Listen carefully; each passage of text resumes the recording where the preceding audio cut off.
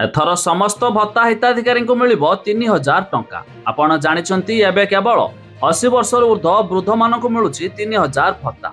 एही मध्यरे समस्त हिताधिकारी 3000 मिलवा नहीं आसुछि आ एक बड़ सूचना। आसंतु संपूर्ण अपडेट नजर पकाइबा ता पूर्व वीडियो को लाइक करंतु, सब्सक्राइब करनथिले एबे सब्सक्राइब करी पाखर थिबा घंटी चिन्ह को दबाइ दियंतु। समस्त भत्ता पाउथिबा हिताधिकारी मासिक 3000 टंका लेखाए भत्ता प्रदान करा जिबा दाबी रे ओडिशा भत्ता प्रदान संघर्ष समिति पक्षरु दाबी करा जायछि।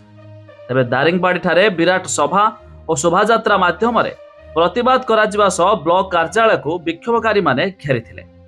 राज्य रे मुख्यमंत्री मोहन चरण माझी को उद्देश्य रे बीडीओ प्रीतिरंजन को स्मारक पत्र प्रदान कराइछि। भाजपा सरकार निर्वाचन संकल्प पत्र घोषणा अनुसार ओडिशार समस्त भत्ताधारी को 3000 टंका प्रदान कराजिबो।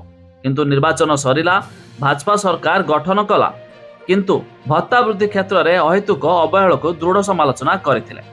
तबे सरकार तुरंत समस्त हिताधिकारी को मासिक 3000 भत्ता प्रदान घोषणा न कले आसंता 21 फेब्रुआरी विधानसभा आगे धारणा दियाजिबाकू राज्य सभापति महांती चेतावनी दैछन्ति। एही सभारे अन्य मानक मध्यरे जिला सभापति तरुण कुमार यह मध्य सूचना दैछन्ति। समस्त निज निज वक्तव्य राज्यर शासन करुथिबा डबल इंजिन सरकार गरीब असहाय वृद्धावृद्ध भिन्नक्षम और विधवा महिला मान प्रति अवहेला प्रदर्शन करुथिबा कहिसन्ति।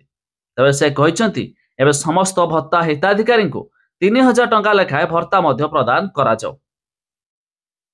तबे आपण मानक मतामत निहाती कमेंट करी जणांतु।